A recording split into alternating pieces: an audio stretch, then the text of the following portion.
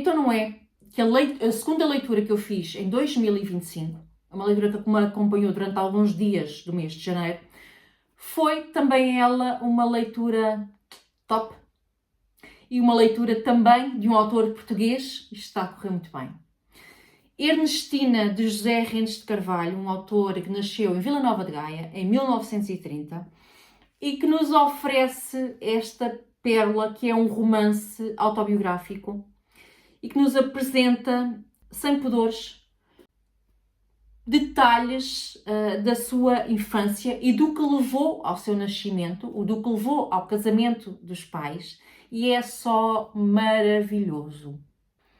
Nós começamos por conhecer os avós maternos e os avós paternos do autor, percebemos em que contexto é que a mãe de Rentes de Carvalho vive durante a sua infância, os conflitos graves com a mãe, com a avó materna, que acabam por ditar o seu futuro, acabam por a fazer sair do lar familiar e ir viver com tios. E isso muda completamente a sua vida e leva ao seu casamento com o pai do autor e leva a que o autor, José Rentes Carvalho, nasça. Fruto de um casamento sem amor, de um pai, vamos dizer que bastante difícil, com os seus fantasmas, com os seus defeitos. É um pai que não sabe ser pai, se é que alguma vez tenta ser um pai à altura, um marido que não sabe ser marido. E ele cresce num ambiente que não é propriamente saudável e em muitas alturas senti muita pena desta criança, agora um homem já quase centenário, mas desta criança, apesar desta obra não ser, a meu ver, uma obra de lamechices ou de coitadinho de mim, olhem as circunstâncias em que eu nasci e em que fui criado. Não é nada disso. Parece-me uma história bastante crua na forma como é narrada. Já existe grande distanciamento temporal, portanto, as sequelas de uma infância mais difícil, com não tão grande estabilidade familiar, enquanto filho único, portanto não havia ali um irmão ou uma irmã para se apoiar, não é? Essas escolas já terão sido apaziguadas ao longo do tempo, mas ficaram memórias e ficou por algum motivo a necessidade de falar da sua família e em particular desta mulher, Ernestina. Uma mulher que também não era propriamente uma mãe extremosa que, pelo que o narrador narra, que fosse de manifestar grandes sentimentos de amor pelo filho. Mas foi uma vida difícil para todos. A infância também foi difícil, o pai também viveu sempre os seus fantasmas, as suas perdas, o casamento foi arranjado, então tudo foi muito complicado, mas nota-se que existe um carinho muito grande pelos avós, sobretudo o avô materno e o avô paterno, e é isso, ele fala-nos do que viveu, das traquinices que fez, das vezes que foi contra aquilo que o pai lhe dizia, e ele tinha medo do pai, porque o pai não era nada meigo. Às vezes foi contra as traquinices do pai, a infâncias, os disparates que fez, o despertar para a sexualidade, todas essas coisas. É muito delicioso ir acompanhando. Estamos aqui a falar de uma obra que por os acontecimentos se passarem nos anos 30, nos anos 40, nos anos 50, é uma obra que está muito longe, o que aqui se passa está muito longe da vida de qualquer um de nós, não é? Da nossa realidade.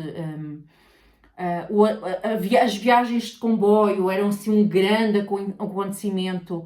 A vida era muito diferente nos anos 30 e nos anos 40, obviamente.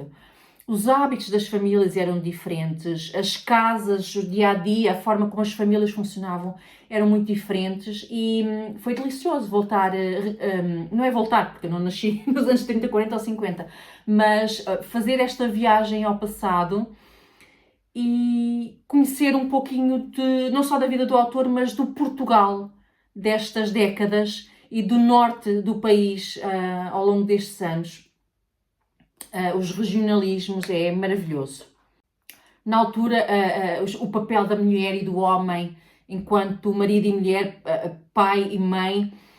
Na sociedade era visto de uma forma muito diferente, não é? As mulheres que ficavam em casa, que cozinhavam. Os homens que iam para a taberna e o embebedarem-se. A forma como as idas ao médico funcionavam, ou não irem ao médico, irem à bruxa, tentarem outras coisas para resolver questões de doença. Nós hoje irmos automaticamente a um centro de saúde, a uma clínica, a um hospital, e na altura é tudo tão diferente. E mesmo os médicos, os aspas, para dizer isto, os médicos que eram vistos como, não é, especialistas em saúde,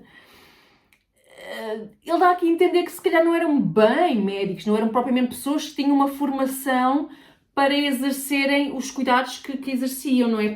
Para medicar e para fazerem diagnósticos enfim. Era tudo tão assustador pensar que as pessoas, quando estavam doentes, eram atendidas por pessoas que não sabiam bem o que estavam a fazer e o que estavam a dizer e as coisas que estavam a prescrever. Era tudo, o arrancar de dentes, é arrepiante, o descritivo do arrancar de dentes, enfim, olhem. Mas eu acredito muito o que aqui está aconteceu efetivamente, e o que foi ficcionado foi a partir de memórias de coisas que poderiam ter acontecido desta maneira. Portanto, parece muito cru, muito real.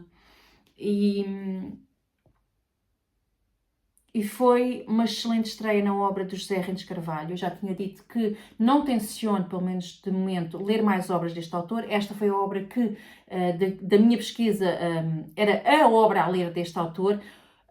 Penso que não vou ler mais, mas fica uma memória muito boa da senhora Ernestina e, não digo do pai não, mas dos avós. Ficam memórias muito boas e desta obra, de uma forma geral. Foi uma excelente segunda leitura do mês de janeiro de 2025. Vamos à próxima. Obrigada por me terem ouvido.